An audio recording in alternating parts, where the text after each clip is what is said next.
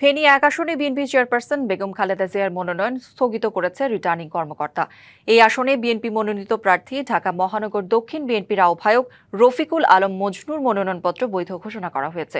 সকালে জেলা প্রশাসকের কার্যালয়ে ফেনী এক আসনের মনোনয়নপত্র যাচাই বাছাইকালে রফিকুল আলম মজনুর জমা দেয়া মনোনয়নপত্র বৈধ ঘোষণা করা হয়।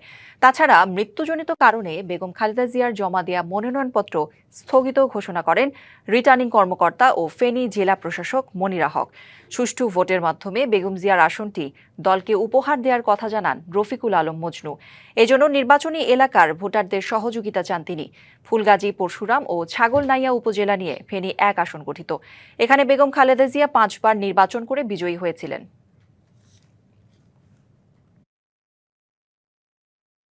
দেশনেত্রী বেগম খালেদা এখানে মনোনয়নপত্র জমা দিয়েছিলেন।